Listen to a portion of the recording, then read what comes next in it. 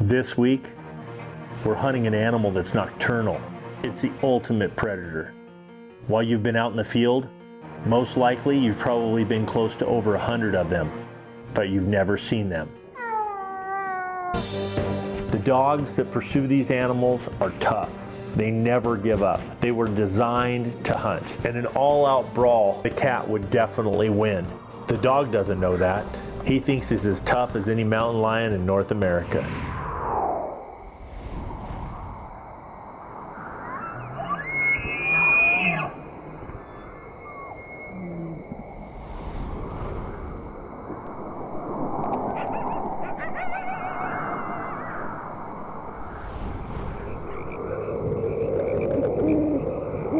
Western Extreme, brought to you by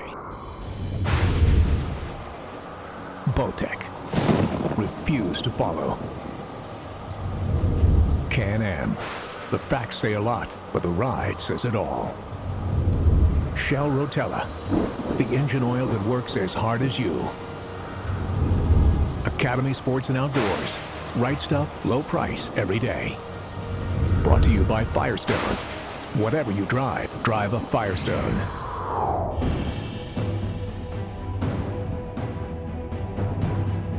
You know what's really inspiring to me? To see the legacy and the heritage of hunting for our children. The fact that we take game management and our God-given rights seriously. For all of us to take duty in making sure that we're giving back more than we're taking, and that we're respecting all of the inhabitants.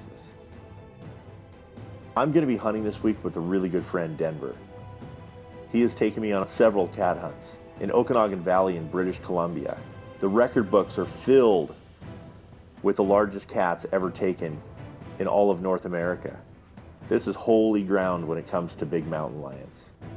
We have over 8,000 square miles of exclusive hunting territory in order to find some really good mountain lions. Guys, I would like to introduce you to my really good friend, Denver, Colorado. And he's not from Colorado. He's actually from North Dakota. And he's got 7 kids. He's got to feed 7 kids. No kidding. The other thing I'd like to say is that this guy right here is an absolute animal cat hunter. He's lived for it, and he followed his Western dream. So he actually owns an outfit in Canada and the most experienced guides. A lot of my friends, a lot of them I've hunted with over the years, and we just put the dogs down on a smoking hot track this morning, and you could hear the excitement in their barks, and you could hear the excitement when they took off at the track. They put their nose in that thing, and I'm telling you, we're gonna find a kitty cat.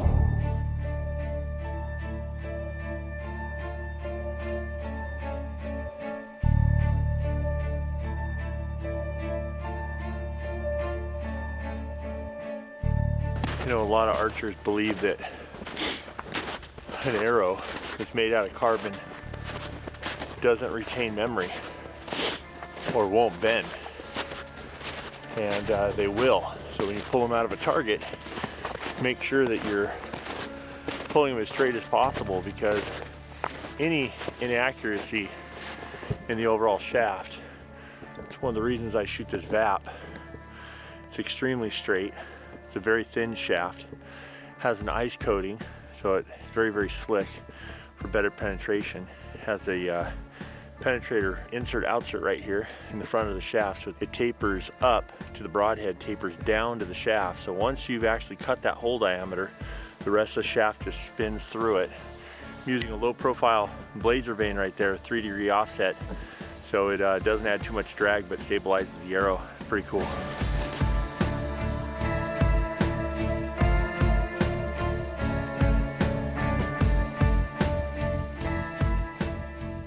When I'm cat hunting like this, I really want to try to shoot these cats at, 20 yards or under. But Mother Nature, the situation, where he is in the tree, you think a cat's a big animal at 20 yards, but you might have to make a pinpoint shot depending on where the branches lay. Now, when you're making shots uphill and downhill, you've been practicing out forever, straight out with your good balance, with your feet in the right position and with your hand in the right position to be able to make these shots. Now when you add, an upward or a downward angle, what you want to try to do is Now I ring the outer part of my peep sight with the outer ring of my sight. I'm gonna put my hand in position and already create the whole structure before I even draw the bow. I'm gonna go ahead and add a little bit of weight with my release. And then I can draw straight out and get my anchor point completely set. And then what I'm gonna do is I'm gonna bend at the waist. I'm just gonna go ahead and I'm gonna bend at the waist and keep that profile, ringing the outer diameter of my sight and focus on that spot.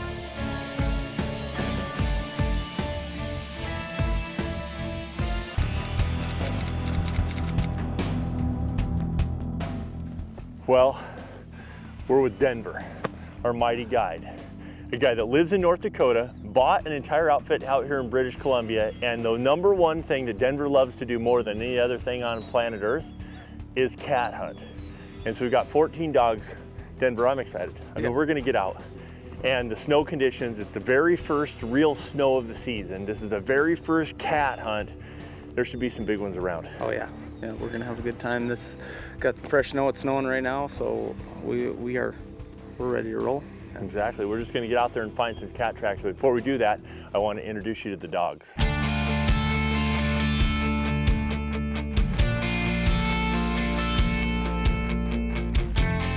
Hey, how are you? This one's 6-pack. He's one of my lead dogs, and I have young dogs that I like to rotate through the season. Hey, 6-pack. He's good on. Are you a 6-pack of Pepsi? Oh yeah, Are you a 6-pack of Red Bull? What are you? he's a 6-pack cat tracking machine. You're a quiet dog. It's unbelievable. We're quiet here now amongst 14 of them, and they're all completely quiet, and they're all listening to us right now attentively. Right. It's a lot of dogs you can't shut up. You know? They're wondering who gets to go. You can't take them all at one shot. If you could, I would, but you can't. So Denver, you like to try to take the lead dogs and then you throw a few of the younger ones in with the mix, huh?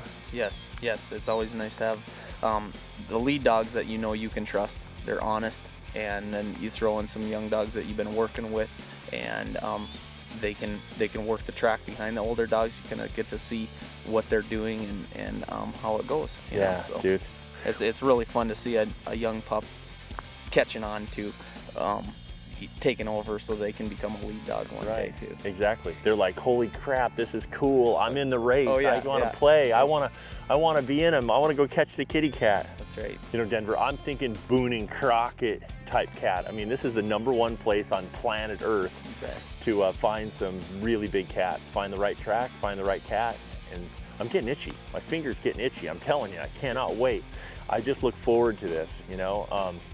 I get excited about watching the dogs work. You know, the obsession that you have for, and the passion that you have for the cat hunt is exciting. And then I also am excited to see you be successful, because obviously you've been hunting cats your whole life, and now you're in the #1 prime place on planet Earth to be able to pull this off in BC. So I'm excited. 6-pack, you ready? Hey, say hi to everybody. 6-pack, say hi to everybody. Say hi to everybody. Right over there.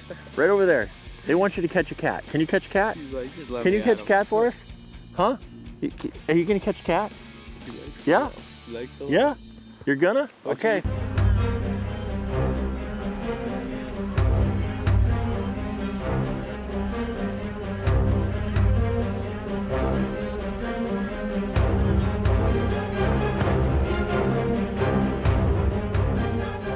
It's really important when you're running the dogs. You know, it gets light at 6 o'clock in the morning and it gets dark at 4:30.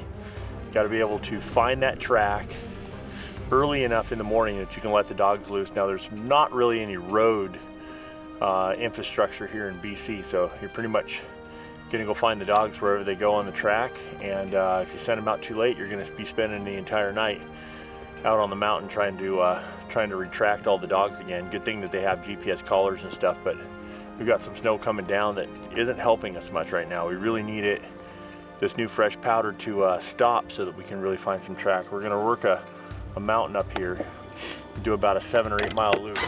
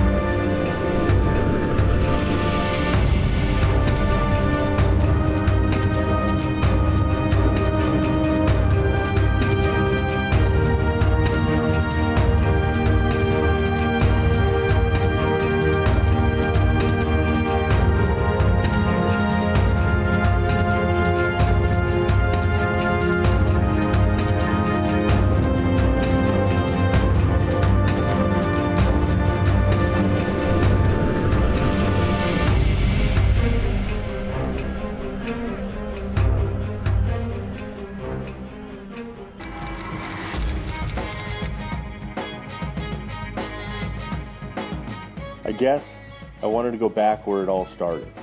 The very first hunt that I ever hunted one of the biggest predators in all of North America. The journey that I went on. The difference between what I was told about the hunt and all of the stories that I had heard and the way that we pursued the cat was unlike anything that I had ever hunted before. The myth is that when you're hunting mountain lions, you put a dog down, you race to the tree, and you make the shot. It's just that simple. Well, for me, it didn't go down that way. Over 22 days of field, 3 states, went over the border of Canada, drove on a snowmobile for 22 miles, took up the track, followed the cat until he had a kill. Mike, this is exactly what we're looking for. Guys, I have 27 days cat hunting, and we've seen some remains of a couple of old kills, and we just found a deer that was taken last night. I mean, this just happened. Mike, I'm getting excited now. Let's go. I'm ready. Let's hit it. The other myth, once the cat's stomach is full, he'll go right in the tree. Well, 6.4 miles later, and almost lost all of our daylight, walking through the snow in the middle of the Canadian Rocky Mountains, we finally had that cat in a tree, and I was looking at a mature tom for the first time. I can't describe over the course of those hunts and those different trips what it felt like to want to accomplish this.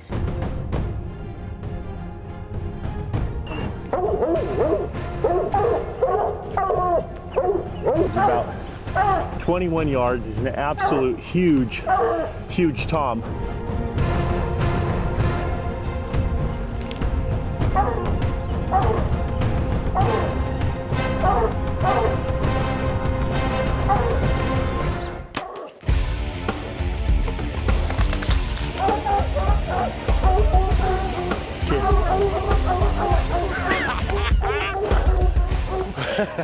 Right there. That's been a long time coming, you guys. I just really want to thank you both, you know. Thank you. These two people smile every day of their life. Very hard. You definitely earned it. I got my butt kicked by both of these guys. I thought I was in shape. I got my butt kicked by a lady, no doubt about it. These people know how to walk. It's snowing right now. We're in the middle of British Columbia, and we took one of the most extraordinary animals in all of North America, one of the greatest predators to live.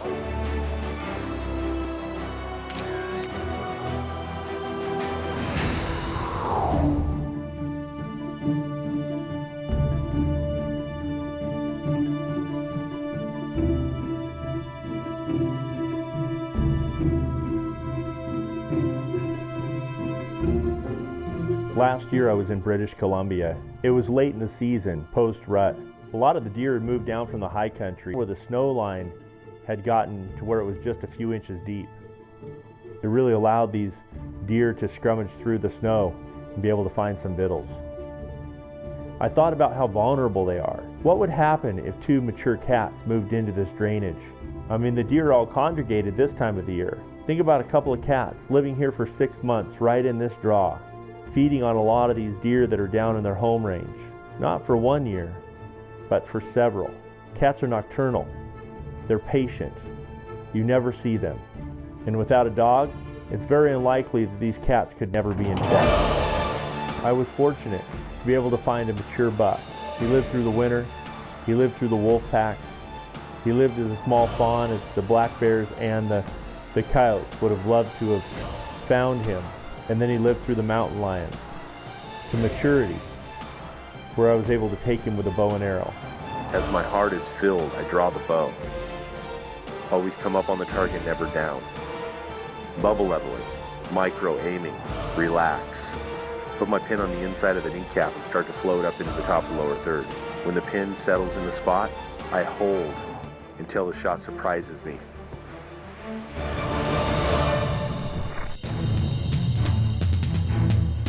I guess I too am a predator. I too am part of the conservation program. I feel privileged to be able to take a really beautiful buck like this in British Columbia. We're sitting here with a spectacular mule deer buck. This is a really beautiful buck. We found this buck a few days ago and we were able to get close to him a couple of times, just couldn't put an arrow in him, let him go, and it all paid off.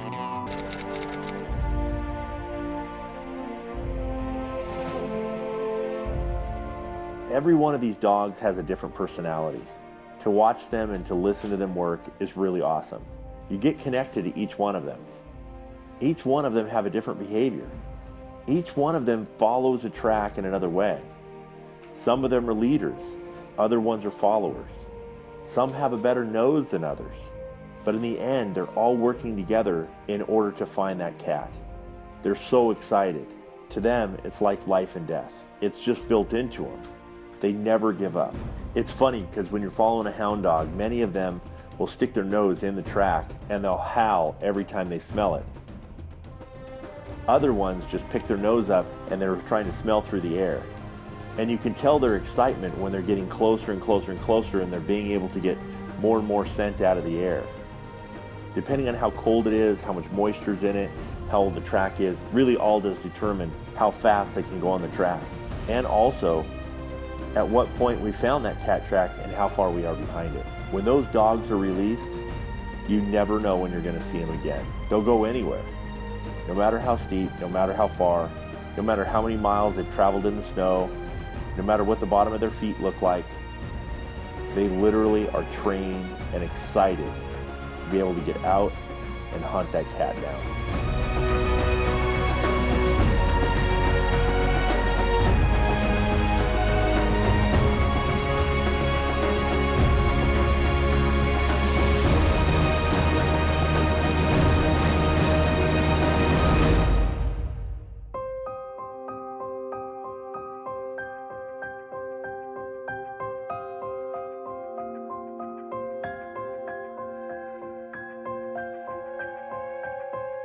We prepare for the chase.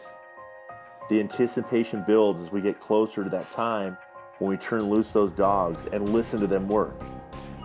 If you've never been able to hunt with a dog, it's extraordinary.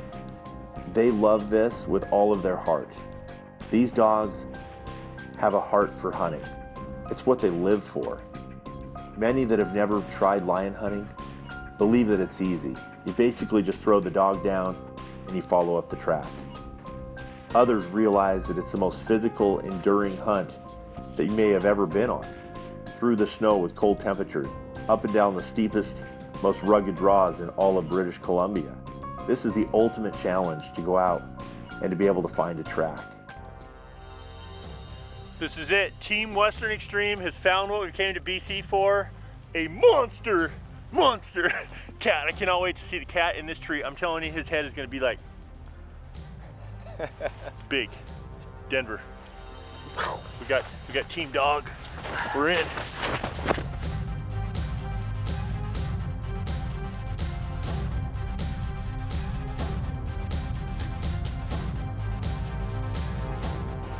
We should be able to see him right now. There he is right there. See him?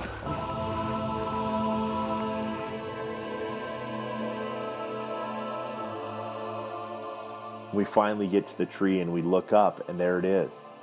A mountain lion. So calm, so precise. He stares you down.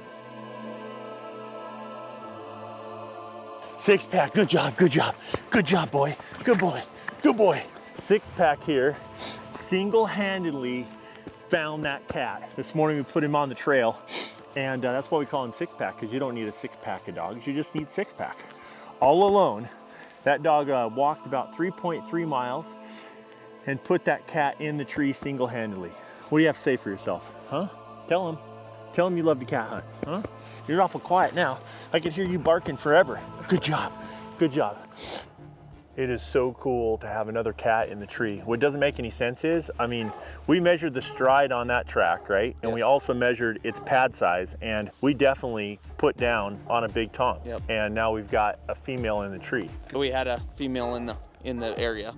Well, we already know that from the track on the other side, That's right? So he might have diverted and went into that track and treed this cat. Well, I think what we should do right now is we should look around and find this cat's track like we walked up the deal, you know, we were kind of suspicious of it. But let's look around real quick. I mean, we didn't come in on the track from the dog, we heard him. But let's go find it and figure it out. But again, I think we should just go ahead and pass on this cat. We're looking for Mr. Tom. That's right. Well, the hunt continues, guys. Thanks for joining us here on Western Extreme. Don't go anywhere. When we come back, we're gonna find a Tom. One way or another, we're gonna find a Tom. Western Extreme, brought to you by Bowtech. Refuse to follow. Can-Am. The facts say a lot, but the ride says it all. Shell Rotella. The engine oil that works as hard as you. Academy Sports and Outdoors. Right stuff, low price, every day. Brought to you by Firestone. Whatever you drive, drive a Firestone.